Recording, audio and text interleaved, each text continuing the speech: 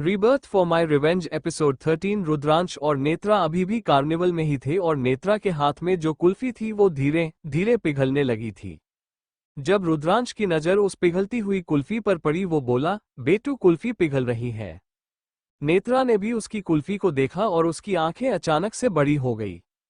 रुद्रांश ने नेत्रा के हाथ से वो कुल्फी ली और उसे उसके मुंह के आगे पकड़ा, खाओ। नेत्रा ने बस अपना सिर हिलाया और रुद्रांश के हाथ से वो कुल्फी खाने लगी, पर नेत्रा के अगले शौक के लिए रुद्रांश खुद भी नेत्रा की कुल्फी खाने लगा। जब नेत्रा ने रुद्रांश को वो कुल्फी खाते हुए देखा, उसका मुंह बन गया और वो चीखते हुए बोली, मॉन्स्टर अंडरस्को। रुद्रांश उसकी तरफ देखकर उसकी बात काटते हुए बोला, मैंने बोला था कि ये मेरी है और आप भी मेरे हो, तो ऐसे में मुझे कोई नहीं रोक सकता।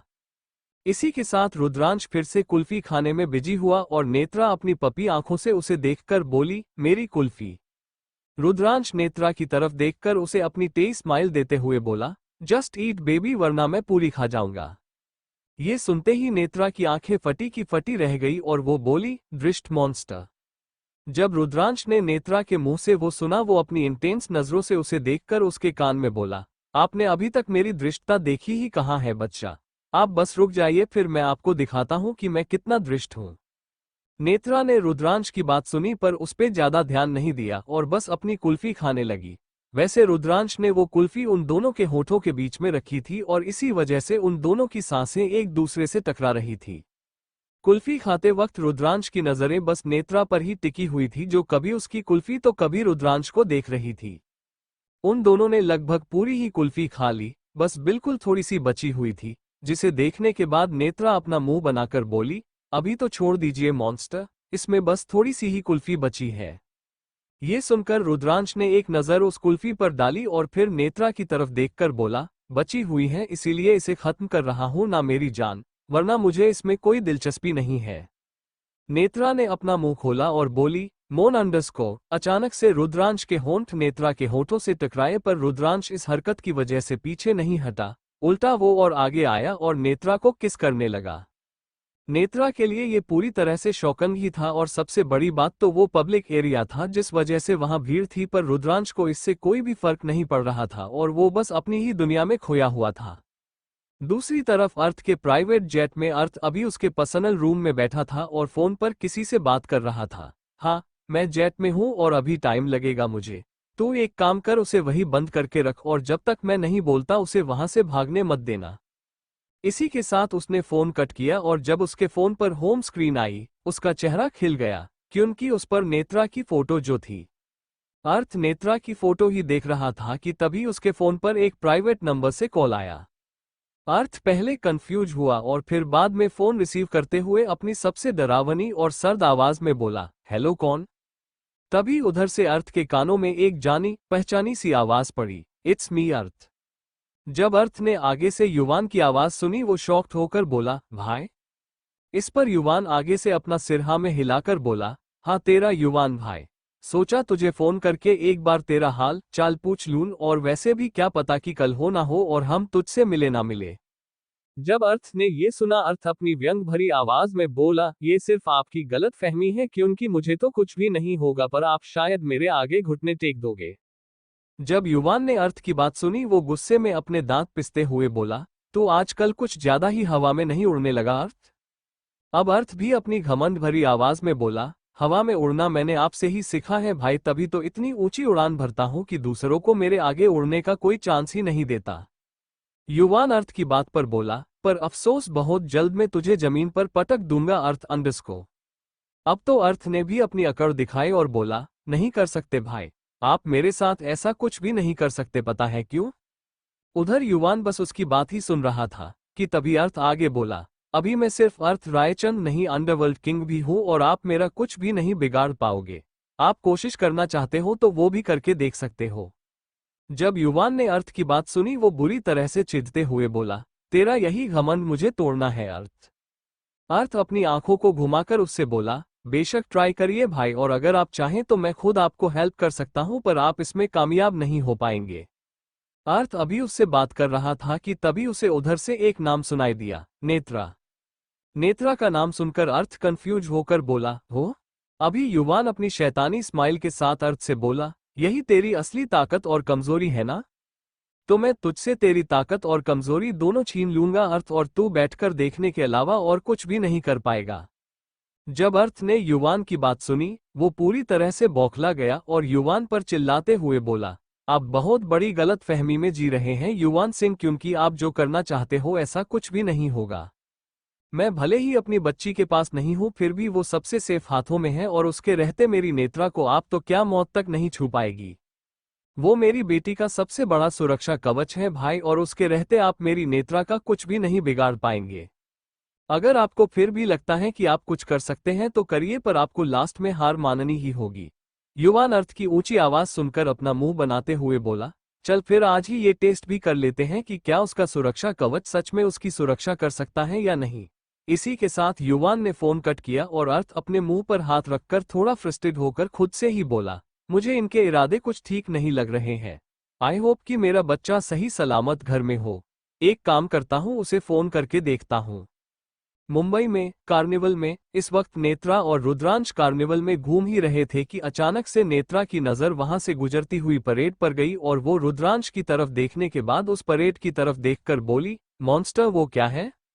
जब रुद्रांश ने वो परेड देखी, वो नेत्रा से बोला, वो परेड है, आपको देखनी है? जब नेत्रा ने रुद्रांश का सवाल सुना, उसकी आंखें चमक उठी, पर अगले ही पल उसके चेहरे पर एक मायूसी छा गई और वो बोली, हाँ पर वहां कितनी ज्यादा भीड़ है और मैं छोटी सी हूँ, ऐसे में मुझे कैसे कुछ दिखेगा? नेत्रा ने सच कहा था, क्योंकि उस जगह पर बहुत ज्यादा भीड़ थी और नेत्रा की हाइट इतनी छोटी थी कि उसे सिर्फ ऊपर के फ्लैग्स और उनके कैप्स दिख रहे थे, बाकी कुछ भी नहीं। जब रुद्रांश ने नेत्रा की बात सुनी, वो नेत्रा के गालों को सहला कर बोला, उसकी चिंता आप मत करो बेटू, आप सिर्फ इतना बताओ कि क्या आपको वो देखना है, बाकी सब कुछ मैं संभाल लूंगा। नेत्रा ने झट से अपना सिर हिलाया और बोली, हाँ मुझे देखना है और पूरा देखना है। रुद्रांश नेत्रा का हाथ पकड़कर बोला, ऐसी बात है तो फिर चलिए बेबी। वो दोनों वहां तो आ गए, पर नेत्रा के आगे इतने बड़े बड़े लोग खड़े थे कि उस बच्ची को कुछ भी नहीं दिख रहा था, पर रुद्रांश की हाइट लंबी थी तो वो आसानी से पूरी परेड देख पा रहा था। जब नेत्रा को कुछ भी नहीं दिखा, वो चिढ़कर बोली, मॉन्स्टर कुछ भी नहीं दिख रहा मुझे। नेत्रा की बात सुनकर रुद्रांश अपना सिर हिलाते हुए बोला, हम जस्ट अ सेकंड बेटा। अगले ही पल रुद्रांश नेत्रा के आगे बैठ गया, जिसे देखकर नेत्रा शॉक्ड होते हुए बोली, ये आप क्या कर रहे हो और आप ऐसे नीचे क्यों बैठ गए? अभी वहां मौजूद कुछ लोग भी रुद्रांश को देख रहे थे और डर भी रहे थे, पर उसे कहाँ इन सबसे फर्क पड़ता था।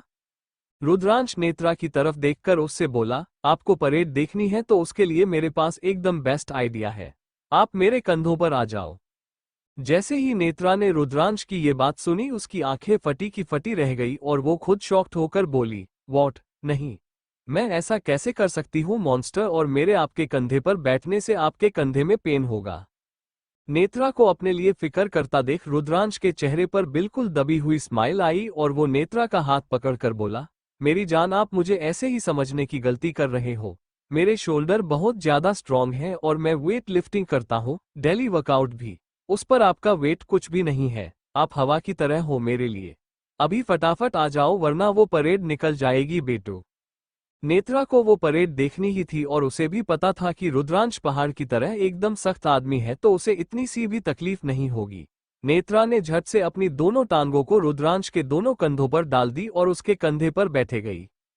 रुद्रांश ने नेत्रा के दोनों हाथ अपने हाथों में ले लिए और खुद खड़ा हो गया। जैसे रुद्रांश उसकी जगह पर खड़ा हुआ, नेत्रा को वो परेड एकदम साफ साफ दिखने लगी, जिससे वो खुद भी पूरी तरह से खुश हो गई। रुद्रांश ऊपर नेत्रा की तरफ देखते हुए बोला, अभी दिख रहा है आपको ठीक से?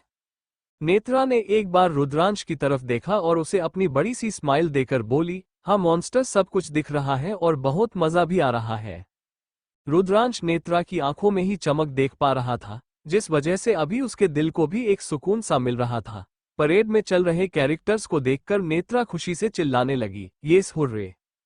जब रुद्रांश ने नेत्रा को खुशी से उसके कंधे पर जंप करते देखा, उसने नेत्रा को रोका या मना नहीं किया, पर खुद उसने नेत्रा को अच्छी तरह से पकड़ रखा ताकि वो गलती से भी रुद्रांश के कंधे से होकर नीचे ना गिरे और खुद को चोट ना पहुंचा ले।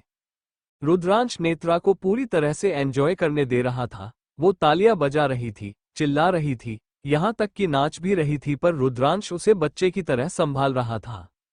अभी रुद्रांश के होठों पर भी छोटी सी स्माइल आ चुकी थी और वो अपने मन में बोला, बहुत खुश है ये अभी और मैं चाहता हूँ कि ये हमेशा ऐसे ही हंसती खिलखिलाती रहे और उसके लिए आपको भी हमारा साथ देना होगा महाकाल। आप भी हमारे साथ मिलकर इसकी रक्षा करना और हमें, अर्थ और रुद्रांश, इतनी हिम्मत देना कि हम इसकी सारी इच्छाएं पूरी कर पाए। दूसरी तरफ अर्थ के प्राइवेट जेट में अर्थ पूरी तरह से पागल हो गया था। अर्थ ने नेत्रा का फोन मिलाया पर नेत्रा उसका फोन नहीं उठा रही थी, जिस वजह से अर्थ परेशान होकर बोला, यार ये लड़की फोन क्यों नहीं उठा रही मेरा? बेबी प्लीज फोन उठाइए। अर्थ ने 3-4 बार फोन ट्राई किया और जब उसने फोन नहीं उठाया वो अपने माथे को अपनी उंगलियों से रब करते हुए बोला, ये तो मेरा फोन उठाने से रही, रुद्र को ट्राई करता हूँ। अर्थ ने उसके फोन में रुद्रांश का नंबर मिलाया पर वो भी उसका फोन उठाने को तैयार नहीं था, जिसे देखकर अर्थ पूरी तरह से चिढ़ते हुए बोला, अब ये भी मेरा फोन नहीं उठा रहा, चल क्या रहा है यार? हे भोलेनाथ, कहीं मेरा वहां ना होना उन दोनों के लिए खतरा ना बन जाए। आप उनकी रक्षा करना और मेरी बेटी को सही सलामत रखना। मैं एक बार ट्राई करके देखता हूँ। अर्थ ने फिर से एक बार उसे कॉल मिलाया और इस बार भोलेनाथ की कृपा से रुद्रांश ने उधर से फोन उठाया। जैसे ही रुद्रांश ने अर्थ का कॉल रिसीव किया, अर्थ बोला, हेलो रुद्र। इधर रुद्रांश नेत्रा के साथ रोड पर चल रही परेड देख रहा था, तब उसे अर्थ का फोन आया। रुद्रांश ने जब अर्थ की कॉलर आईडी देखी, उसने अपने एक हाथ से नेत्रा की बैक को सपोर्ट किया ताकि वो पीछे की तरफ ना गिरे और फिर अपने फोन को उसके कान में लगे ईयरबड से कनेक्ट करने के बाद अर्थ से बोला, हाँ बोल।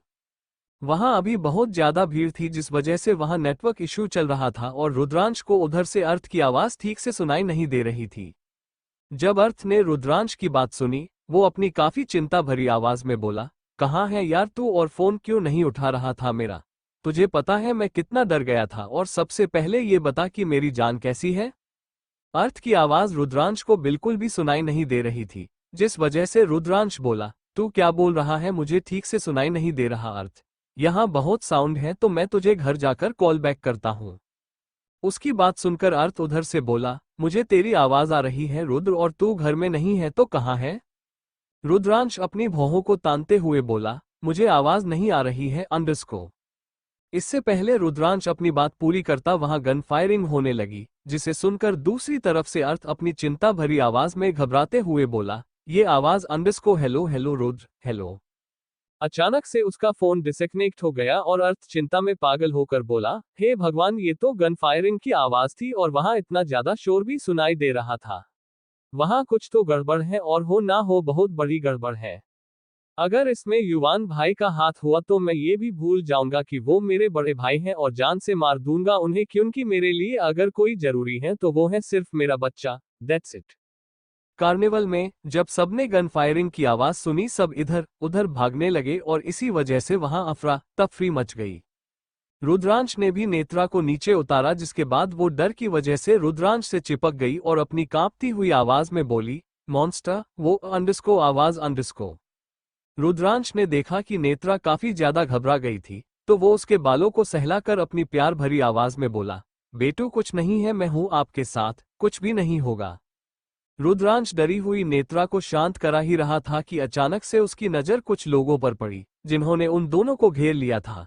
गन फायरिंग की वजह से वहां से सब अपनी अपनी जान बचाकर भाग चुके थे। जब रुद्रांश ने उन लोगों को देखा, उसने नेत्रा को पूरी तरह से अपनी बाहों में भर लिया और अपनी आंखों को छोटी करके उन लोगों को घूरते हुए सोचने लगा, पक्का ये युवान भाई के ही आदमी हैं जो इसके लिए यहाँ आए हैं, पर मेरे रहते वो लोग इसे यहाँ से लेकर जाना तो दूर पर छू भी नहीं पाएंगे। वहां अभी भी गन फायरिंग हो रही थी, जिस वजह से नेत्रा काफी डर गई और रुद्रांश के सीने में अपना चेहरा छिपाकर बोली, आह मॉन्स्टर। रुद्रांश ने नेत्रा के बालों को सहलाया और उसके माथे को चूमकर बोला, शश रिलैक्स बेबी। नेत्रा ने रुद्रांश के शर्ट को कसके अपनी मुट्ठी में पकड़ा और अपनी कांपती हुई आवाज में बोली, मुझे डर लग रहा है मॉन्स्टर, वो हमें मार देंगे, वो आपको भी मार देंगे। इस वक्त नेत्रा काफी डरी हुई थी और उसे ऐसे देखकर रुद्रांश को उसकी चिंता होने लगी और वो अपने मन में बोला, हे महाकाल, ये पैनिक कर रही है and it's not good for her now. ये पूरी तरह से ठीक नहीं हुई है और ऐसे में पैनिक अटैक्स इसके दिमाग पर गहरा असर कर सकते हैं। मुझे कुछ भी करके इसे शांत कराना ही होगा। रुद्रांश ने नेत्रा की तरफ देखा, जिसका चेहरा अभी उसके सीने में छिपा हुआ था। रुद्रांश उसके सीने में छिपे नेत्रा के चेहरे को बाहर निकालने की कोशिश करते हुए बोला, बेटू अंडरस्को। अचानक से उन दोनों के कानों पर उन आदमियों में से एक की आवाज पड़ी, वो रही लड़की जिसे हमें खत्म करना है, पकड़ो उसे। जब रुद्रांश और नेत्रा ने ये सुना, नेत्रा और भी ज्यादा सहम गई। वही रुद्रांश का गुस्से की वजह से बुरा हाल होने लगा। उसने नेत्रा के आगे अपने गुस्से को कंट्रोल करने के लिए अपनी मुठियां कस ली और वो इतनी जोर से कसी कि अभी रुद्रांश के हाथ की नसें पूरी तरह से उभरने लगी थी। रुद्रांश अपनी गुस्से भरी लाल आंखों से उन लोगों की तरफ देखकर बोला, इस तक पहुंचने के लिए तुम लोगों को पहले मेरा सामना करना पड़ेगा। जब उन्होंने रुद्रांश की बात सुनी, वो सब हंसने लगे और उनका लीडर बोला, तुम अकेले और हम इतने, तुम अकेले कैसे बचा पाओगे उसे? कहीं उसे बचाते बचाते खुद भी मौत के मुंह में ना चले जाओ। रुद्रांश भी उसे घूरकर अपनी ठंडी आवाज में बोला, ये तो बाद में पता चलेगा कि कौन मौत के मुंह में जाता है। नेत्रा अभी सिसकने लगी थी और साथ में रुद्रांश की तरफ देखकर बोली, M_, मॉन्स्टर_। रुद्रांश ने नेत्रा की आंखों से बहते आंसू पोंछे और फिर उसके माथे को चूमकर बोला, आप पीछे हटिए बच्चा। रुद्रांश ने नेत्रा को अपने पीछे किया, पर वो लोग भी 10-12 थे और रुद्रांश के गार्ड्स आज उसके साथ नहीं थे। रुद्रांश के पास इस वक्त कोई भी हथियार नहीं था जिसे वो अपने और नेत्रा के बचाव में यूज कर सकता था। रुद्रांश ने नेत्रा को अपने पीछे किया और उन लोगों से लड़ने लगा। नेत्रा डरी सहमी सी उन्हें एक दूसरे को मारते पिटते हुए देख रही थी और वक्त के साथ अभी उसके दिल का डर और ज्यादा तेजी पकड़ रहा था। नेत्रा का ध्यान अभी सिर्फ रुद्रांश पर था जो उन लोगों की धुलाई करने में बिजी था। अचानक पीछे से एक आदमी आया और उसने नेत्रा को पकड़ा। _। उसने नेत्रा का नाजुक सा हाथ पकड़ा और उसे टाइट दबाकर बोला, अब कहां बचकर जाओगी? नेत्रा डर और घबराहट के मारे पहले ही पागल हो रही थी और अभी तो उसकी जान उसके गले तक आ चुकी थी। उसने रुद्रांश की तरफ देखा जो दूसरों को पिटने में बिजी था। नेत्रा रुद्रांश की तरफ देखकर चिल्लाई, मॉन्स्टर_। जब रुद्रांश ने नेत्रा को रोते हुए देखा, वो उस आदमी पर बौखलाते हुए बोला, साले कुत्ते, छोड़ उसे वरना मैं तेरे इतने टुकड़े करूंगा कि तेरी फैमिली गिनते गिनते थक जाएगी। मैंने कहा छोड़ उसे _। रुद्रांश ये बोल ही रहा था कि तभी उस लीडर ने रुद्रांश के फेस पर एक पंच दिया, जिस वजह से रुद्रांश का चेहरा सिर्फ दूसरी तरफ झुका, बाकी उसे एक छोटी सी खरोच भी नहीं आई। पर जब नेत्रा ने उस लीडर को रुद्रांश को पंच करते हुए देखा, उसे जैसे बड़ा सा झटका ही लगा और वो चिल्लाई, मॉन्स्टर_। रुद्रांश का फेस अभी भी दूसरी तरफ मुड़ा था और उसने अपने मन में सोचा, रुद्रांश सिंह राजवंश से खौफ नहीं है इन्हें, लगता है अब इन्हें दिखाना होगा कि रुद्रांश सिंह राजवंश क्या है। रुद्रांश ने उस लीडर की तरफ देखा और फिर अपने दांत पीसकर अपनी बेहद ही ठंडी आवाज में बोला, तुझे लगता है कि मैं इतना कमजोर हूं कि तेरे ये नाजुक से पंचेस मेरा कुछ बिगाड़ पाएंगे? मैं वो फैलाद हूं जिससे टकराकर तू खुद चूर चूर हो जाएगा, पर उससे मेरा कुछ नहीं बिगड़ेगा, बिल्कुल भी नहीं। रुद्रांश की आंखों में अभी एक आग नजर आ रही थी और जब उसने नेत्रा की आंखों से निकलते उन आंसुओं के सैलाब को देखा, उसके अंदर लगी हुई आग फिर से बढ़ने लगी। रुद्रांश उन लोगों को अपनी खा जाने वाली नजरों से घूरकर बोला, अभी तक मैं मेरी बच्ची की वजह से चुप था, पर अभी तुम लोगों ने मुझे उसके आगे वो बनने पर मजबूर कर दिया जो मैं कभी नहीं बनना चाहता था। तुम लोगों ने मेरे अंदर का शैतान जगाया, तो अभी उसे शांत भी तुम्हें ही करना होगा, और वो भी अपने खून से। नेत्रा ने रुद्रांश की तरफ देखा और सिसकते हुए बोली, मुझे डर लग रहा है, ये मुझे मार देगा मॉन्स्टर। रुद्रांश उसकी तरफ देख रहा था, जिसका फायदा उठाते हुए एक आदमी आगे आया और उसने रुद्रांश को मारने के लिए उसके हाथ में मौजूद चाकू आगे बढ़ाया। वो सीन देखकर नेत्रा बुरी तरह से डर गई और उसकी बोलती ही बंद हो गई, पर रुद्रांश का ध्यान उस आदमी पर बिल्कुल भी नहीं था, उसकी नजरें सिर्फ नेत्रा पर टिकी हुई थी। इससे पहले वो चाकू रुद्रांश को लगता, रुद्रांश ने पलक झपकते ही उस आदमी के हाथ को रोक लिया, जबकि उसकी नजरें अभी भी नेत्रा पर ही टिकी हुई थी। रुद्रांश ने बिना उस आदमी को देखे ही उसके हाथ को पीछे की तरफ इतनी बुरी तरह से मोड़ दिया कि उसकी दर्द भरी चीख निकली, जिससे रुद्रांश के होठों पर एक खतरनाक स्माइल आई। रुद्रांश नेत्रा की तरफ देखकर बोला, बेटू फाइट करो, देखो आपके मॉन्स्टर कैसे फाइट कर रहे हैं, और आप तो मॉन्स्टर और डैड के स्ट्रॉन्ग बच्चे हो, तो just fight for yourself. Rudransh की बात सुनकर नेत्रा उसकी तरफ देखकर बोली, मैं नहीं कर सकती मॉन्स्टर_। इस बार रुद्रांश ने उस पर अपनी आवाज थोड़ी ऊंची की और अपनी डोमिनेटिंग आवाज में बोला, आप कर सकते हो बच्चा, आप कमजोर नहीं हो, और जब तक आप अपने आप को कमजोर समझोगे आगे वाला आपको कमजोर समझकर आपके साथ बुरा करता रहेगा। आपको उसे ये दिखाना ही होगा कि आप भी बहादुर हो, बिल्कुल आपकी मम्मा जैसे। आपने तभी देखा था ना कि उन्होंने कैसे फाइट की, तो आप भी कर सकते हो। नेत्रा फिर से अपना सिर ना में हिलाकर बोली, नहीं। अब रुद्रांश को सच में काफी गुस्सा आने लगा और वो नेत्रा पर भड़कते हुए बोला, ये क्या नहीं नहीं लगा रखा है आपने? आपको बचाने के लिए हर बार आपके डैड या मैं नहीं आएंगे। आपको आपकी सेफ्टी खुद से ही करनी पड़ेगी। तो अभी क्राई बेबी बनना छोड़िए और फाइट करिए। नेत्रा रुद्रांश की ऐसी आवाज सुनकर काफी डर गई और अभी डर की वजह से कांपने भी लगी थी। रुद्रांश जानता था कि नेत्रा पर इतना प्रेशर देना कितना रिस्की हो सकता है, पर अभी के लिए उसे यही ठीक लगा और वो फिर से नेत्रा को पुश करते हुए बोला, I said fight for yourself miss Netra Arth Raichand. Netra ने उस आदमी की तरफ देखा जो उसे अपनी गंदी सी स्माइल दे रहा था और उसने अभी भी नेत्रा का हाथ पकड़ रखा था। नेत्रा ने अपना पूरा जोर लगाया और झटके से उस इंसान को पीछे धक्का दिया, जिस वजह से वो 2 कदम पीछे की तरफ सरका और नेत्रा ने मौका देखकर उसकी पकड़ से अपना हाथ खींच लिया। जब रुद्रांश ने नेत्रा का ये बहादुरी वाला कदम देखा, वो नेत्रा को अप्रिशिएट करते हुए बोला, वेरी गुड मेरी जान, आप कर सकते हो। आप बस खुद को प्रोटेक्ट करो, बाकी इन कुत्तों को मैं देखता हूँ। आज इनके हाथ पैर तोड़ के इन्हें जिंदा लाश ना बना दिया तो मैं भी रुद्रांश सिंह राजवंश नहीं। रुद्रांश भी उन लोगों को मारने लगा और बोला, तुम लोगों को पक्का युवान सिंह ने भेजा, तो अब उन्हें ये पता चल जाना चाहिए कि वो क्या कर रहे हैं और किस पर अपनी एनर्जी वेस्ट कर रहे हैं। रुद्रांश उन लोगों को मार ही रहा था कि पीछे से उनके लीडर ने रुद्रांश के हाथों को पकड़ा और उसे रस्सियों से बांध दिया, जिस वजह से रुद्रांश को खुद को छुड़ाने में थोड़ी प्रॉब्लम होने लगी। रुद्रांश को बंधा देखकर नेत्रा भी डर गई और वो लीडर रुद्रांश की तरफ देखकर उसे अपनी तेज स्माइल देकर बोला, बहुत हो गया तेरा, अब मरने के लिए तैयार हो जा, क्योंकि जब तक तू रहेगा ये लड़की हमें नहीं मिलेगी। सबसे पहले मैं तेरा ही काम तमाम कर देता हूँ, क्योंकि तेरे बाद इस लड़की को बचाने वाला यहाँ कोई नहीं होगा। इसी के साथ उसने रुद्रांश के ऊपर गन तानी, जिसे देखकर ही नेत्रा की सांसें उसके गले में अटक सी गई और वो बोली, मॉन्स्टर। नेत्रा उसकी तरफ देखकर उसके आगे रोते हुए बोली, नहीं नहीं, उनको मत मारो। आपको मुझे मारना है तो मारो, आप मेरे मॉन्स्टर को छोड़ दो। जब उसने नेत्रा की बात सुनी, उसके होठों पर एक शातिर स्माइल आई और वो उन दोनों से बोला, अरे वाह क्या बात है, एक दूसरे के लिए इतनी तड़प, इतनी परवाह। लगता है तुम दोनों एक दूसरे से बेहद प्यार करते हो, पर अफसोस तुम्हारी लव स्टोरी इस जन्म में पूरी नहीं हो सकती, क्योंकि उसे पूरी करने के लिए तुम दोनों जिंदा नहीं बचोगे।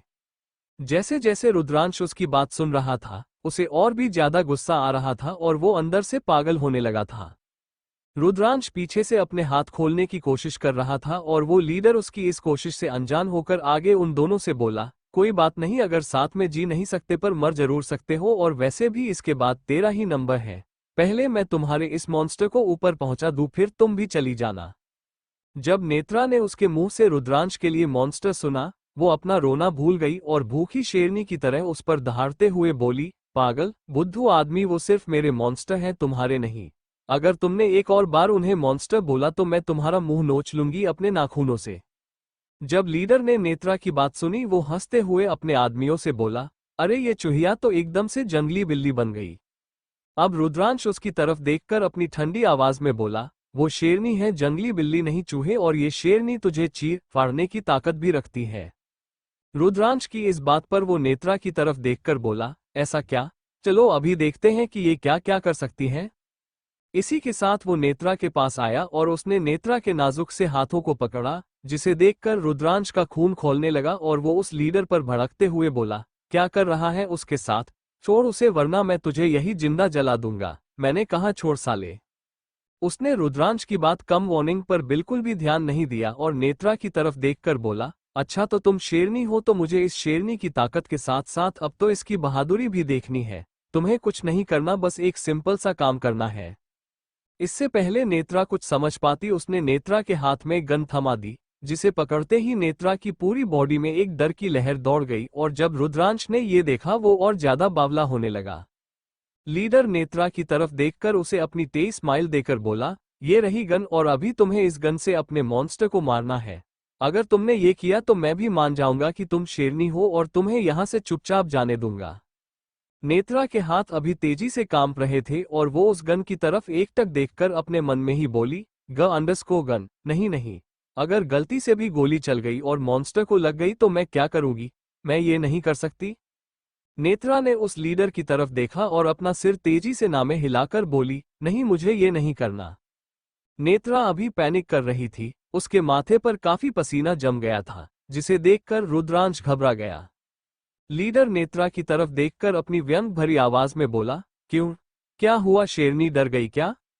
रुद्रांश ने उस लीडर को इग्नोर किया और नेत्रा की तरफ देखकर अपनी सबसे सॉफ्ट आवाज में बोला, बेटू घबराना नहीं है, रिलैक्स एंड ब्रेथ, ओके?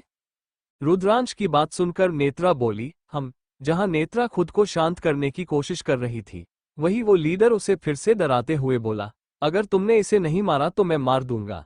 अभी सोच लो कि तुम किसके हाथों इसे मरवाना चाहती हो, मेरे या खुद के?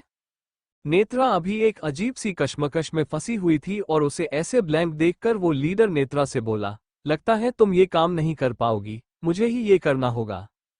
अचानक से नेत्रा के दिमाग में कुछ आया और वो उसकी तरफ देखकर बोली, no, I will do it. Netra ने रुद्रांश की तरफ देखा, जिसके चेहरे पर ब्लैंक फेस एक्सप्रेशन थे। लीडर नेत्रा की तरफ देखकर अपनी शैतानी स्माइल के साथ बोला, तो फिर ठीक है, तुम्हारे हाथ में जो गन है उसी से इसे मारना है और तुम्हारे पास सिर्फ कुछ ही सेकंड्स है। मेरे 5 गिनने तक ये यहाँ से विदा होना चाहिए, वरना मैं इसे अलविदा करवा दूंगा। अब नेत्रा के दिल की धड़कन बस रुकने की कगार पर थी और जब उसने रुद्रांश की तरफ देखा, उसे उसकी आंखों में कोई डर, कोई खौफ नहीं दिखा, सिर्फ आग ही आग दिख रही थी। नेत्रा रुद्रांश की तरफ देख ही रही थी कि उसे उस लीडर की आवाज आई, 1 अभी भी नेत्रा के हाथ काफी कांप रहे थे और उसे पैनिक अटैक्स आने लगे थे, पर वो फिर भी रुद्रांश के लिए खुद को कंट्रोल कर रही थी। लीडर नेत्रा को अपनी गंदी सी स्माइल देकर बोला, 2 उसके काउंटिंग के साथ नेत्रा के दिल की धड़कन बढ़ रही थी, वही रुद्रांश अपनी पूरी कोशिश कर रहा था उसके हाथ छुड़ाने की। इस बार वो लीडर रुद्रांश की तरफ देखकर बोला, 3 नेत्रा ने अपनी आंखों को कसके बंद किया और गहरी सांस भरी कि तभी उसके कानों में फिर उस घटिया इंसान की आवाज गूंजी, 4 अब नेत्रा ने खुद को शांत कर लिया और उसके हाथ में जो गन थी उसके ट्रिगर पर अपनी उंगली रख दी और वो लीडर नेत्रा से बोला, एंड 5। जैसे ही उसके मुंह से 5 निकला, नेत्रा ने गन घुमाई और निशान लीडर पर लगाकर गन का ट्रिगर दबा दिया। पर हैरानी की बात तो ये थी कि उसे कुछ नहीं हुआ और ना ही नेत्रा के हाथ में मौजूद उस गन से गोली निकली। नेत्रा ने 2 बार फिर से ट्रिगर दबाया, पर इस बार भी कोई फायदा नहीं हुआ और ये नेत्रा के लिए बहुत ज्यादा शॉकिंग था। वही रुद्रांश अपनी खून से भी ज्यादा लाल आंखों से उस लीडर को घूर रहा था।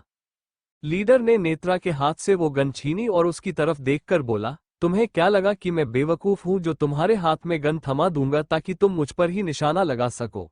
कोई फायदा नहीं होगा क्योंकि वो पूरी तरह से खाली है। अगले ही पल उसने अपने जेब से दूसरी गन निकाली और उसे नेत्रा के सिर पर तानते हुए बोला, पर ये वाली फुल लोडेड है और ये चलती भी है, देखना चाहोगी? ये देख। इतना कहकर वो ट्रिगर पर अपनी उंगली रखने ही वाला था कि अगले ही पल रुद्रांश ने उसके हाथ पर गोली चला दी जिसमें उसने गन पकड़ी थी।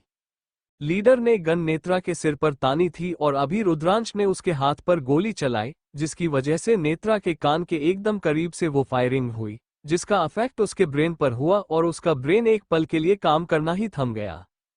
वो लीडर अपना हाथ पकड़ के दर्द के मारे चिल्लाने लगा, आह! रुद्रांश ने एक गोली तो उसके पैर पर भी चलाई और उसके बाकी बचे हुए साथियों को मार दिया, सिर्फ उस लीडर को अधमरा छोड़ा जो अभी जमीन पर नीचे बैठा था। नेत्रा ने रुद्रांश की तरफ देखा और बोली, मॉन्स्टर। रुद्रांश ने सबसे पहले उस लीडर के पास से गन उठाई और फिर डरी सहमी सी नेत्रा को अपनी बाहों में भरकर बोला, आप सेफ हो बेटू, मैंने कहा था ना कि मेरे रहते मैं आपको कुछ भी नहीं होने दूंगा। अभी कोई आपको कुछ नहीं करेगा, पर पहले let me complete this. Rudransh ने नेत्रा को एक साइड में खड़ा किया और फिर उस लीडर की तरफ देखने लगा जो जमीन पर बैठा था और उसके एक हाथ पैर से खून बह रहा था क्योंकि रुद्रांश ने उसे गोली जो मारी थी। रुद्रांश उसके पास आया और उसका कॉलर पकड़कर उसे उसके पैरों पर खड़े करते हुए अपनी ठंडी आवाज में बोला, हाँ तो क्या बोला था तूने कि तू मुझे इस दुनिया से भेजेगा? पर तुझे शायद पता नहीं होगा कि मैं मौत को चकमा देने वालों में से एक हूं, तो मेरे लिए ऐसे खतरों से खेलना कोई बड़ी बात नहीं होगी। रुद्रांश ने उसके मुंह पर एक पंच दिया और फिर गुस्से में अपने दांत पिसते हुए बोला, एक बार के लिए तेरा निशाना चूक सकता है और कोई मरते मरते बच भी सकता है, पर ना ही मेरा कभी निशाना चूकता है और ना ही मेरे हाथों कोई मरते मरते बचता है। वैसे मेरा काम लोगों को बचाकर उन्हें नई जिंदगी देना है, पर तुझ जैसे कुत्तों को मारकर मैं लोगों पर एक मेहरबानी ही कर रहा हूं। अब वो लीडर अधमरा सा होने लगा था और उसमें रुद्रांश के हैवी पंच झेलने की ताकत बिल्कुल भी नहीं थी, पर रुद्रांश को अभी उस पर जरा भी रहम नहीं आ रहा था और वो बस उसे मार रहा था। वही नेत्रा के दिमाग में अभी भी वो गन फायरिंग की आवाज गूंज रही थी और साथ ही साथ उसके ब्रेन को भी इफेक्ट कर रही थी। रुद्रांश ने देखा कि वो लीडर अभी दर्द से तड़पते हुए जमीन पर पड़ा है और अगले ही पल रुद्रांश ने अपनी इंसानियत की सारी हदें पार करते हुए उसके पैर पर, जहां उसे गोली लगी थी, अपना पैर रखा और उसे बड़ी बेरहमी से दबाते हुए बोला, अगर तूने मुझे छेड़ा होता तो मैं एक बार के लिए तुझे जिंदा छोड़ने की मेहरबानी करता, पर तूने उस इंसान को नुकसान पहुंचाने की कोशिश की जिसे हट करने का हक मैंने खुद को भी नहीं दिया, तो बाहर वालों को कहां से दूंगा। वो अभी दर्द के मारे चीख रहा था, चिल्ला रहा था, पर उसकी आवाज रुद्रांश के कानों तक नहीं पहुंच रही थी। जब नेत्रा ने उसकी आंखों के आगे चल रहा वो सीन देखा, उसकी रूह भी कांप गई और उसके दिल में एक डर बैठ गया। रुद्रांश अर्थ का बेस्ट फ्रेंड था तो वो भी अर्थ की तरह ही बेरहम था, पर अर्थ के पास अंडरवर्ल्ड किंग का टाइटल था और रुद्रांश बेनाम बादशाह था, जिसे किसी भी टाइटल की कभी कोई जरूरत नहीं पड़ती थी। रुद्रांश अभी बहुत ज्यादा गुस्से में था और उसे पता था कि उसका गुस्सा उसे किस हद तक लेकर जा सकता था। रुद्रांश दर्द से कराहते उस लीडर की तरफ देखकर उसे अपनी तेज स्माइल देकर बोला, तूने जो हरकत मेरी बेटू के साथ की उसके बाद मेरे पास तेरे लिए सिर्फ एक ही सजा है और वो है तड़प तड़प कर मरना। इसी के साथ उसने उस लीडर के पैर पर किक मारी, जिस वजह से उस लीडर के मुंह से एक दिल चिरती हुई चीख निकली, आह। उसकी चीख सुनकर नेत्रा ने अपने कानों पर हाथ रखे और रोते हुए बोली, मॉन्स्टर। जब रुद्रांश ने नेत्रा की आवाज सुनी, उसने नेत्रा की तरफ देखा, जो अभी डरी हुई थी। नेत्रा को वैसे देखकर रुद्रांश भी घबरा गया और भागते हुए नेत्रा की तरफ आया। उसने नेत्रा को अपनी बाहों में भरा और तभी उसने ये महसूस किया कि नेत्रा की पूरी बॉडी कैसे डर की वजह से तेजी से कांप रही थी। नेत्रा अभी रुद्रांश की बाहों में थी और रुद्रांश नेत्रा को लेकर उसके गाड़ी की तरफ आया और उसने नेत्रा को पीछे वाली सीट पर बिठा दिया। रुद्रांश नेत्रा के गालों को अपने हाथों में थामकर उसके माथे को चूमकर बोला, बेटू मॉन्स्टर अभी आ रहे हैं, पर आप गाड़ी से बाहर नहीं आना और जब तक मैं नहीं आता तब तक दरवाजा या खिड़की नहीं खोलना। मैं गाड़ी लॉक करके जा रहा हूं। जब नेत्रा ने रुद्रांश की ये बात सुनी, वो रुद्रांश का हाथ पकड़कर बोली, मुझे डर लग रहा है अंडरस्को। रुद्रांश ने फिर एक बार नेत्रा को अपने सीने से लगाया और बोला, आपने आज बहादुरी वाला काम किया बेबी, तो डरना क्यों है। अच्छा, आपका फोन कहाँ है। नेत्रा रुद्रांश की तरफ देखकर बोली, घर में ही। रुद्रांश ने उसका फोन नेत्रा को दिया और उसके बालों को सहलाकर बोला, आप ये मेरा फोन ले लो और इसमें गेम्स खेलो, पर बाहर नहीं आना, ओके। नेत्रा रुद्रांश का फोन लेकर बोली, हम। रुद्रांश ने गाड़ी का दरवाजा बंद कर दिया और चाइल्ड लॉक लगाकर बोला, हे महाकाल रक्षा करना इसकी जब तक मैं उसे उसके किए की सजा नहीं दे आता। अब तब रुद्रांश शांत था, पर जैसे ही उसने नेत्रा को गाड़ी में बिठाया, उसका रौद्र रूप बाहर आया। अभी वो पूरी तरह से आग में जलने लगा और वैसे ही वहां आया जहां वो लीडर दर्द में कराहते हुए पड़ा था। रुद्रांश ने इधर उधर देखा और तभी उसकी नजर किसी चीज पर पड़ी जिसे देखकर ही उसके चेहरे पर शैतानी स्माइल आई। रुद्रांश ने वहां से वो चीज उठाई और वापस वहां आया। जब उस लीडर ने रुद्रांश के हाथ में वो देखा, वो डर के मारे पसीना पसीना होकर बोला, ये क्या कर रहा है तू। रुद्रांश के हाथ में अभी केरोसिन से भरी कैन थी, जिसका ढक्कन खोलते हुए रुद्रांश उससे बोला, तेरी मौत की तैयारी, या फिर मैं ये कहूं कि तुझे इस जन्म से मुक्त करने की तैयारी। वो बेचारा अपनी डरी हुई आवाज में बोला, मत करो, ये केरोसिन है अंडरस्को। रुद्रांश उसके ऊपर केरोसिन डालते हुए बोला, मुझे पता है कि ये क्या है और मैं ये क्यों डाल रहा हूं। तूने मेरी बेटू को इन सब में इन्वॉल्व करके अपनी लाइफ की सबसे बड़ी गलती कर दी और अब तुझे उसकी कीमत अपनी जान देकर चुकानी होगी। वो रुद्रांश के आगे अपने हाथ जोड़कर बोला, मुझसे गलती हो गई और मैं इसके लिए उससे भी माफी मांगने के लिए तैयार हूं, पर ऐसा मत करो। रुद्रांश ने वो खाली कैन एक तरफ फेंक दी और अपने जेब से लाइटर निकालते हुए बोला, रुद्रांश सिंह राजवंश की डिक्शनरी में बाहर वालों के लिए माफी जैसा कोई भी वर्ड एग्जिस्ट ही नहीं करता। अभी गलती से तूने मुझसे भिड़ने की गलती की तो इसका अंजाम भी भुगतना पड़ेगा। इससे पहले वो कुछ कर पाता, रुद्रांश ने जलता हुआ लाइटर उसके ऊपर फेंक दिया और अगले ही पल उस लीडर की चीख वहां गूंजने लगी। उसे देखकर रुद्रांश के चेहरे पर एक शातिर स्माइल आई और वो वहां से चला गया। रुद्रांश उसकी गाड़ी की तरफ आया और उसने पीछे का दरवाजा खोला जहां नेत्रा बैठी थी। उसे फोन में गुम देखकर रुद्रांश उसके पास आकर बोला, क्या कर रहे हो आप बेटू? जब नेत्रा ने रुद्रांश की आवाज सुनी, उसने रुद्रांश की तरफ देखा और अपनी पलकों को झपका कर बोली, सोफिया देख रही थी मॉन्स्टर। इस पर रुद्रांश ने अपना सिर हिलाया और नेत्रा से बोला, अच्छा मैं ड्राइव कर रहा हूं तो आप यहीं बैठोगे या आगे आओगे मेरे साथ? रुद्रांश की बात सुनते ही नेत्रा झट से बोली, आगे। अब तो रुद्रांश के भी होठों पर स्माइल आई और वो बोला, अच्छा। नेत्रा ने रुद्रांश का फोन बंद किया और उसे उसका फोन लौटाते हुए बोली, मॉन्स्टर ये फोन ले लो आप। रुद्रांश भी नेत्रा के हाथ से फोन लेकर उसका हाथ पकड़कर बोला, लाओ और चलो जल्दी घर चलते हैं। वो दोनों गाड़ी से बाहर आए और नेत्रा पैसेंजर सीट पर बैठने के बदले ड्राइविंग सीट की तरफ आई और रुद्रांश को देखकर बोली, मॉन्स्टर आप आपकी सीट पीछे करो। नेत्रा की बात सुनकर रुद्रांश पूरी तरह से कंफ्यूज होकर बोला, हो क्यों? अब नेत्रा का मुंह बन गया और वो थोड़ा चिढ़कर बोली, करो तो। नेत्रा के एक्सप्रेशन देखकर रुद्रांश बोला, ओके रुकिए। रुद्रांश ने उसकी ड्राइविंग सीट थोड़ी पीछे की तरफ शिफ्ट की और फिर नेत्रा की तरफ देखकर बोला, हम अब? नेत्रा अपने सिर पर हाथ रखते हुए बोली, अब क्या?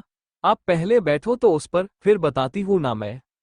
रुद्रांश नेत्रा के क्यूट एक्सप्रेशन देखकर हंसते हुए बोला, ओह अच्छा मुझे इस पर बैठना भी है? रुद्रांश के इस सवाल पर नेत्रा ने अपना मुंह फुला लिया और अपने हाथों को अपने सीने के पास मोड़कर उसे घूरने लगी। जब रुद्रांश ने नेत्रा का क्यूट पर गुस्से वाला चेहरा देखा वो अपने हाथ ऊपर करके सरेंडर करते हुए बोला, सॉरी बेटू, बैठ रहा हूं मैं, आप गुस्सा मत होना। रुद्रांश चुपचाप ड्राइविंग सीट पर बैठा और अगले ही पल नेत्रा खुद भी रुद्रांश की गोद में बैठ गई। उसने अपनी दोनों टांगें रुद्रांश के दोनों साइड पर रखी थी और उसका फेस रुद्रांश की तरफ था। वैसे नेत्रा की इस हरकत ने रुद्रांश को शॉक्ड किया पर वो खुद अभी काफी खुश था कि नेत्रा खुद भी उसके साथ इतनी कंफर्टेबल हो रही है। इस वक्त रुद्रांश नेत्रा के साथ थोड़ी मस्ती मजाक के मूड में था और वैसे भी नेत्रा काफी डरी हुई थी तो यही वो रास्ता था जिससे वो नेत्रा का ध्यान बटा सकता था और उसे उसके डर से बाहर भी निकाल सकता था। जब रुद्रांश ने नेत्रा को देखा वो नेत्रा की तरफ देखकर बोला, अरे अब आप मेरी गोदी में बैठ गए तो मैं ड्राइविंग कैसे करूंगा? वैसे रुद्रांश सिर्फ नेत्रा की टांग खिंच रहा था पर नेत्रा ये कहाँ समझती थी। उसे ये सब कुछ सच लगा और उसने खुद से ही ये भी समझ लिया कि उसकी इस हरकत ने शायद रुद्रांश को अनकंफर्टेबल महसूस कराया जिस वजह से वो अभी नेत्रा से गुस्सा होगा, पर यह बिल्कुल भी सच नहीं था। नेत्रा के चेहरे पर अभी उदासी छा गई और वो रुद्रांश की तरफ देखकर अपनी सैद आवाज में बोली, पर डैड तो करते हैं, आपको नहीं बिठाना तो ठीक है मैं नहीं बैठूंगी। जब रुद्रांश ने नेत्रा की बात सुनी तब जाकर उसे समझ आया कि नेत्रा इतनी ज्यादा मासूम है कि उसका मजाक तक नहीं समझ पा रही थी। नेत्रा रुद्रांश की गोद से उतरने ही वाली थी कि रुद्रांश ने नेत्रा को पकड़ लिया और उसके माथे को चूमकर बोला, अरे बेटू मैं कभी आपको मना कर सकता हूँ क्या, और मैं सिर्फ मजाक कर रहा था बेबी। सिर्फ और सिर्फ आपको ही ये हक है कि आप मेरी गोद में बैठो, आपके अलावा दूसरा कोई भी नहीं। जब नेत्रा ने रुद्रांश की ये बात सुनी वो बच्चों की तरह रुद्रांश को अपनी एक उंगली दिखाकर बोली, सच्ची ना? इस वक्त नेत्रा के होठों पर एक प्यारा सा पाउट बना था जिसे रुद्रांश चाहकर भी रेसिस्ट नहीं कर पाया और नेत्रा के पाउट को किस करने के बाद उससे बोला, मुच्ची मेरी जान। रुद्रांश की इस हरकत से नेत्रा का मुंह खुला का खुला ही रह गया, जिसे देखकर रुद्रांश नेत्रा के कान में अपनी गहरी आवाज में बोला, बेटू अपना मुंह बंद करिए वरना मैं अपने तरीके से बंद करूंगा और मेरी एक नॉर्मल सी किस ने आपका ये हाल कर दिया तो अगर मैंने आगे कुछ और किया तो फिर आप क्या करोगे और कैसे हैंडल करोगे मुझे? रुद्रांश की इस बात ने नेत्रा के चेहरे को पूरा लाल टमाटर ही बना दिया और वो अपने आप को उसके आगे मौजूद सबसे बेशर्म इंसान से बचाते हुए बोली, आप ड्राइव तो कर लोगे ना? इस पर रुद्रांश ने अपना सिर हिलाया और बिना सोचे समझे बोला, हाँ मुझे आदत है, मैं नैना को अंडरस्को। जब उसे रियलाइज हुआ वो एकदम चुप हो गया और नेत्रा बस उसकी तरफ ही देखने लगी। इस वक्त रुद्रांश के चेहरे पर ब्लैंक फेस एक्सप्रेशन थे जिसे समझते हुए नेत्रा उससे बोली, I am sorry for your loss monster. जब रुद्रांश ने नेत्रा की ये बात सुनी वो नेत्रा की तरफ देखकर अपनी प्लेन आवाज में बोला, जो किस्मत में रहा उसे कोई नहीं बदल सकता बेटू, और शायद मेरी किस्मत में यही था। इस पर नेत्रा रुद्रांश को अपनी प्यार भरी हक देकर बोली, आप बेस्ट हो मॉन्स्टर और आपकी किस्मत में सब कुछ बेस्ट ही है। जब उसने नेत्रा की ये बात सुनी उसके होठों पर एक दबी हुई मुस्कान आई और वो बोला, हाँ तभी तो आप मुझे मिले। ये बात नेत्रा के सिर के ऊपर से गई, जिस वजह से वो कंफ्यूज होकर रुद्रांश से बोली, हो? रुद्रांश ने अपना सिर नामे हिलाया और गाड़ी स्टार्ट करते हुए नेत्रा से बोला, कुछ नहीं, आपको डर लग रहा है। जब नेत्रा ने रुद्रांश की ये बात सुनी, वो रुद्रांश के थोड़ा कसके गले लगी और उसकी तरफ देखकर मासूमियत में उससे बोली, हाँ मुझे तभी बहुत डर लगा था। वो अगर आपको मार देते तो मैं क्या करती, और वो हमारे पीछे क्यों आए थे मॉन्स्टर? उनमें से एक ने बोला कि वो मुझे मारना चाहते हैं, पर मैंने तो किसी को भी हर्ट नहीं किया। फिर उन्होंने ऐसा क्यों बोला? क्या मैं बहुत बुरी हूं जो सब मुझे मारना चाहते हैं? जब रुद्रांश ने नेत्रा की बात सुनी, उसे नेत्रा के लिए बहुत बुरा लगने लगा, क्योंकि उसकी कोई भी गलती ना होकर उसे कितना कुछ बर्दाश्त करना पड़ रहा था। रुद्रांश ने अपने एक हाथ से नेत्रा के बालों को सहलाया और फिर उसके बालों को चूमकर बोला, किसने कहा कि आप बुरे हो? आप बिल्कुल भी बुरे नहीं हो बच्चा, पर जो लोग आपके पीछे आपको मारने, आपको हट करने के लिए लगे हैं वो बहुत ज्यादा बुरे हैं, और यही वजह है कि आपकी फैमिली और अब मेरी फैमिली भी आपके लिए परेशान हो रही है, क्योंकि आप बहुत प्रीशियस हो और हम नहीं चाहते कि हम हमारी इस प्रीशियस डायमंड को खो दे।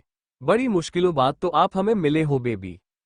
रुद्रांश की बात सुनकर नेत्रा उसे अपनी छोटी सी स्माइल देकर बोली, आई प्रॉमिस मॉन्स्टर कि अभी मैं आप लोगों को छोड़कर कहीं नहीं जाऊंगी। रुद्रांश ने अपना सिर हिलाया, पर तभी उसे कुछ महसूस हुआ, जिस वजह से उसने नीचे देखा, जहां नेत्रा अभी रुद्रांश के शर्ट की कुछ बटन खोल रही थी। जब रुद्रांश ने ये देखा, वो अपनी भौहों को ऊपर उठाते हुए नेत्रा से बोला, ये क्या कर रहे हो आप नॉटी गर्ल? नेत्रा ने रुद्रांश का सवाल सुना, जिसके बाद वो कुछ पल के लिए टुकुर टुकुर उसकी तरफ ही देखती रही और फिर अपना प्यारा सा मुंह बनाकर अपनी नाक खुजलाते हुए बोली, मुझे आपकी शर्ट चुभ रही है मॉन्स्टर, और जब डैड की चुभती है मैं यही करती हूँ। नेत्रा की बात सुनकर रुद्रांश हंसने लगा, वही नेत्रा अपनी प्यारी सी आंखों से उसे ही देख रही थी। रुद्रांश अपने एक हाथ से ही नेत्रा के गोल मटोल फुले मुलायम गालों को पकड़कर उसे दबाते हुए बोला, वो इसीलिए क्योंकि आप बेबी हो और आपकी स्किन भी बेबी की तरह सॉफ्ट सॉफ्ट है। जब नेत्रा ने रुद्रांश के मुंह से अपने लिए बेबी सुना, उसका मुंह गुब्बारे की तरफ फूल गया। नेत्रा अपना मुंह बनाकर रुद्रांश को देखते हुए बोली, मैं बेबी नहीं हूं, मैं 18 ईयर की बिग गर्ल हूं। अब रुद्रांश के दिमाग में भी एक शैतानी आइडिया आया और वो नेत्रा की तरफ देखकर उसके कान में बोला, अच्छा जी, तो अभी क्या मैं इस बिग गर्ल से बड़ों जैसे बिहेव करूं और बड़ों वाली हरकतें करूं, आप झेल पाओगे? नेत्रा के दिमाग में रुद्रांश की एक भी बात नहीं घुसी और वो अपना पाउट बनाकर बोली, मतलब उसमें भी कुछ बड़ा होता है क्या?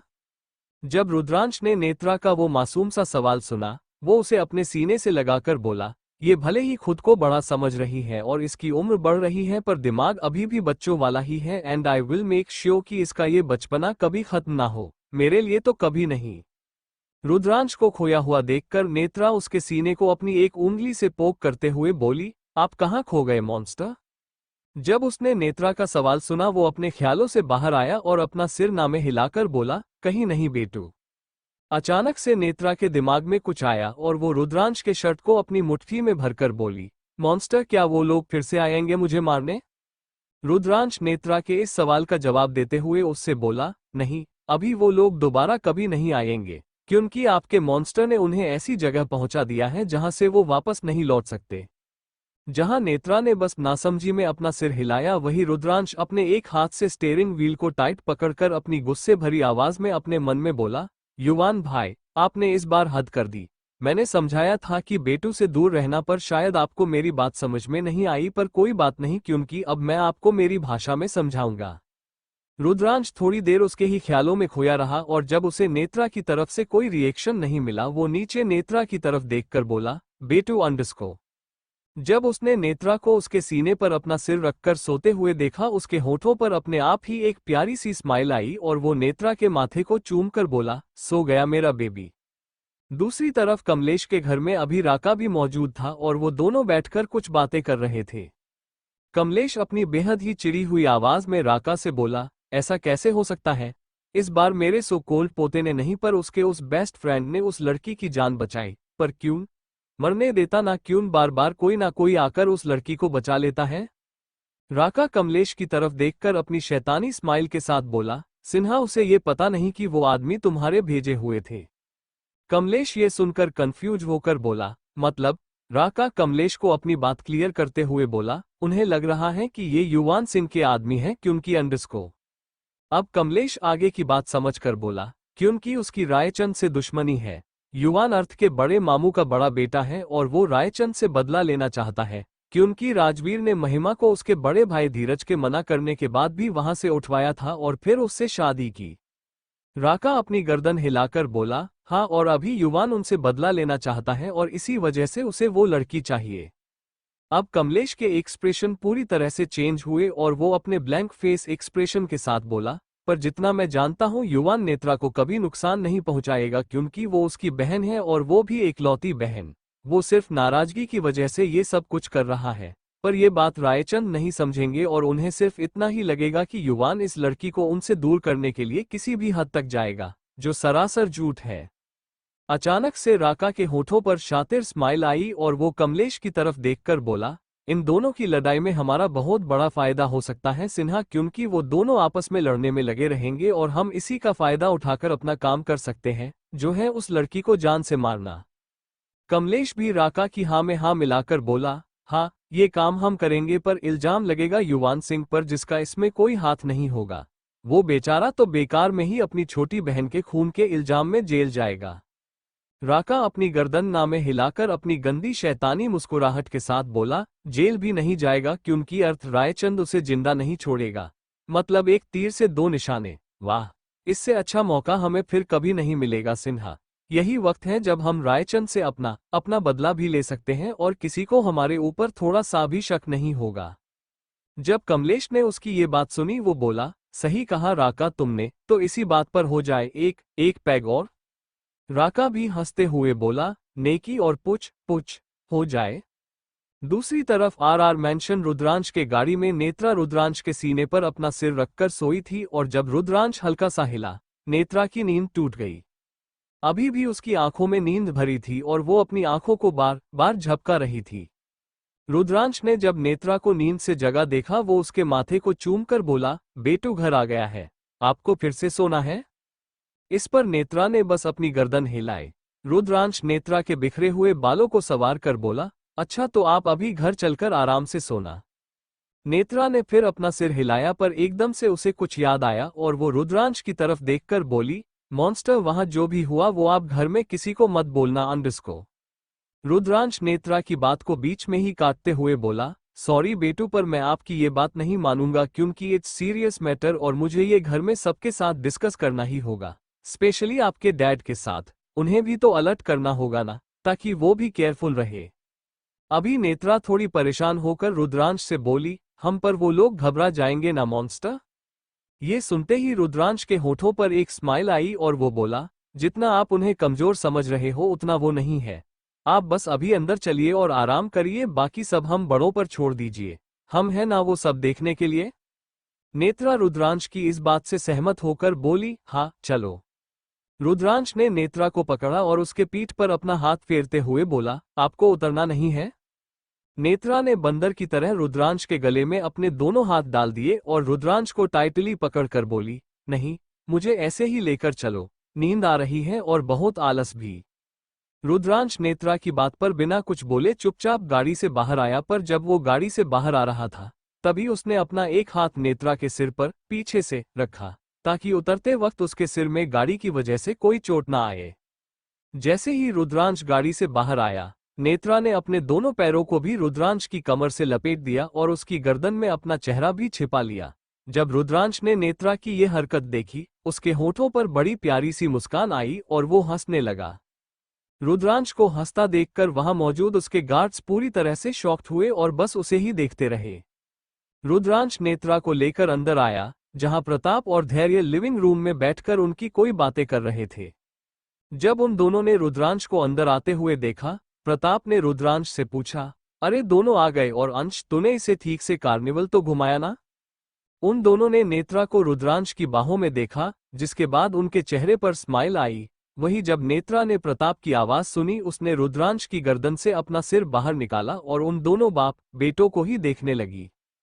प्रताप की बात सुनकर रुद्रांश उसकी तरफ देखकर अपनी सीरियस आवाज में बोला, डैड, हम वहां एंजॉय करने गए थे, पर हमने वहां एंजॉयमेंट के साथ साथ एडवेंचर भी किया।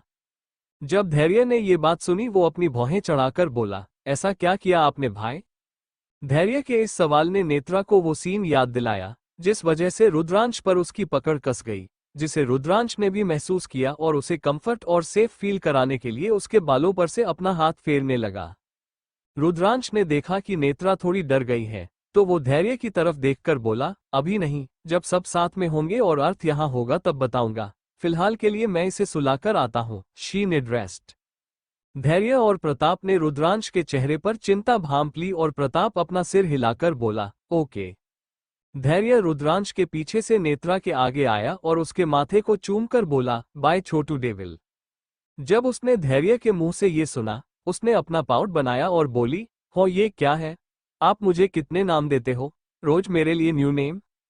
नेत्रा की ये बात सुनकर वो तीनों बाप बेटे हंसने लगे और धैर्य नेत्रा की छोटी सी नाक को पिंच करके बोला, हाँ क्योंकि आप हो ही ऐसे।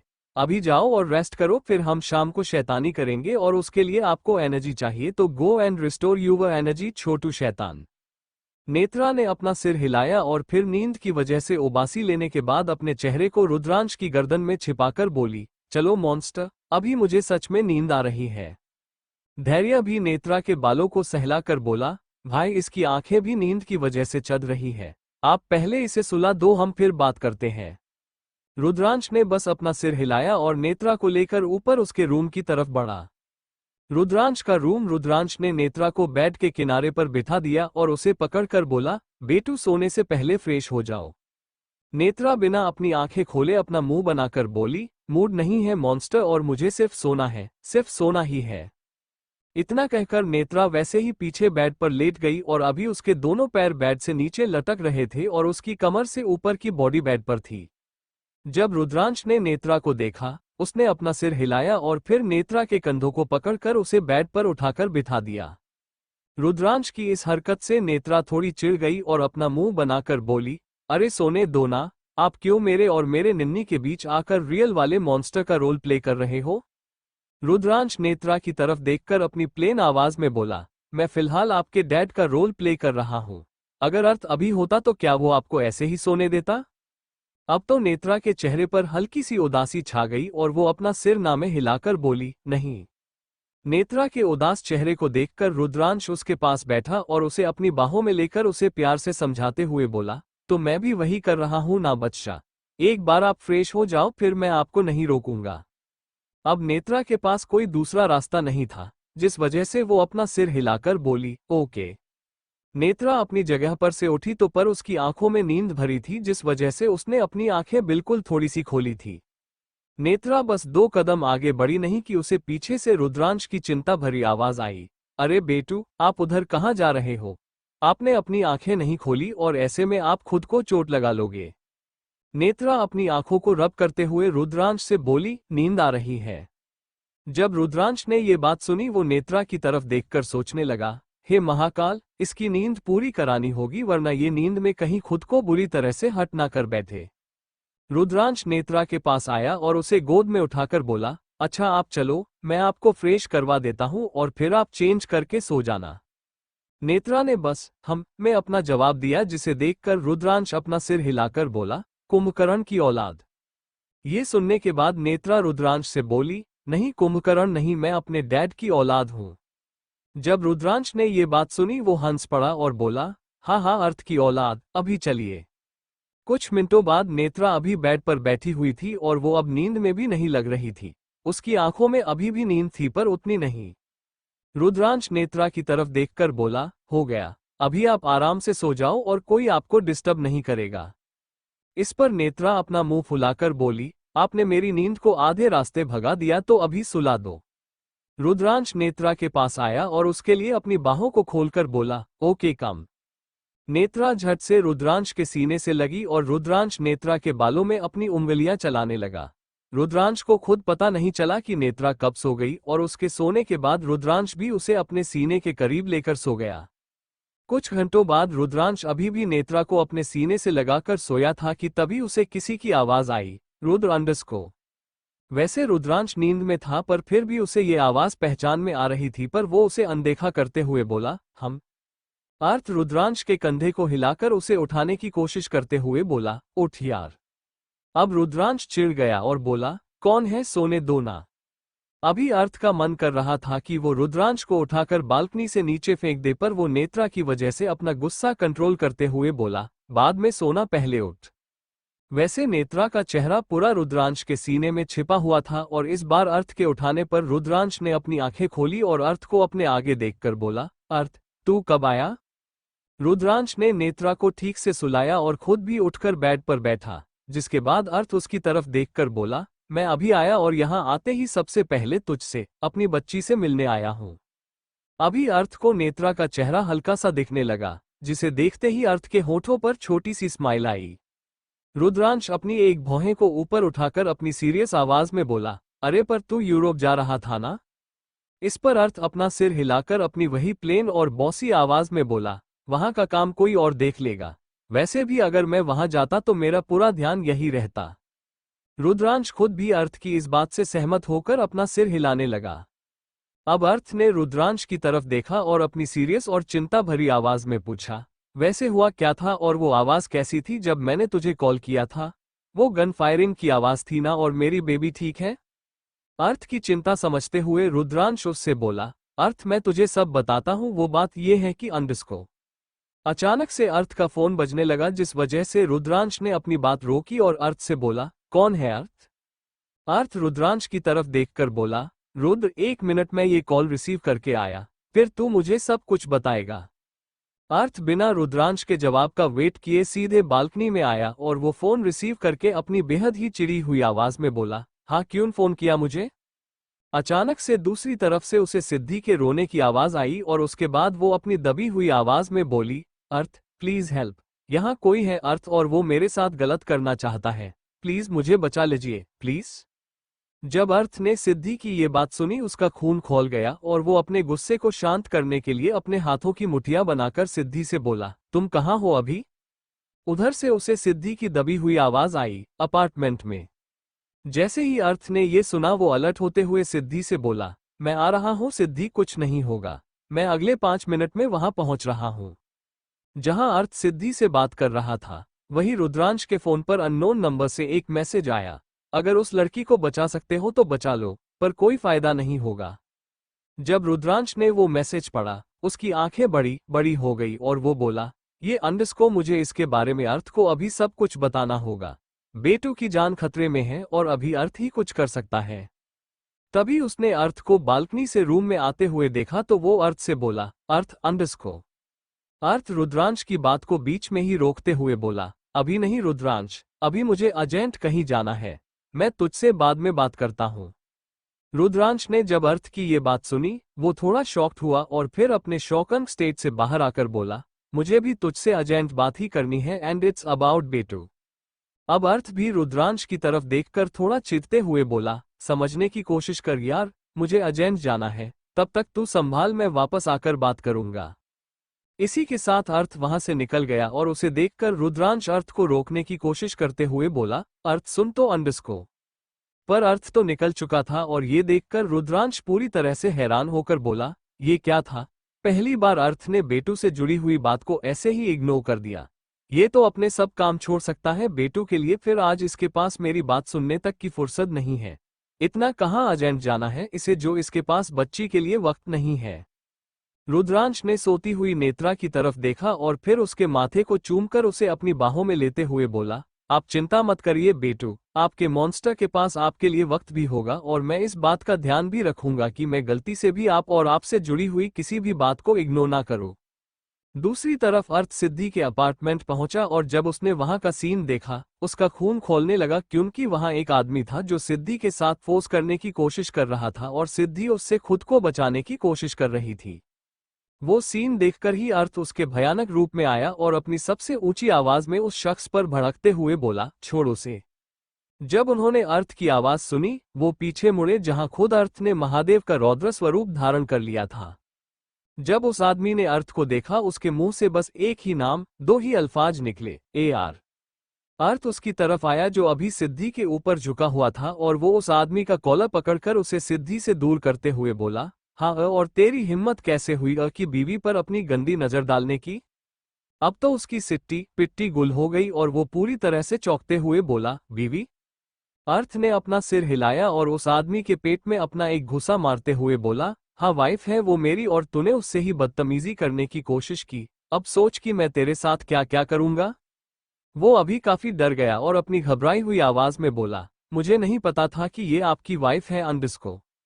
अचानक से अर्थ ने उसके मुंह पर अपना एक पंच दिया और गुस्से में अपने दांत पीसकर बोला, अब पता चल गया है ना, पर अफसोस कि ये बात बाहर बताने के लिए तू जिंदा यहां से बाहर नहीं जाएगा। अब तो वो रोने लगा और अर्थ के आगे गिड़गिड़ाते हुए बोला, एक बार माफ कर दीजिए, मैं आगे से ऐसी गलती नहीं करूंगा। वो बात कर रहा था कि तभी अर्थ का फोन बजने लगा।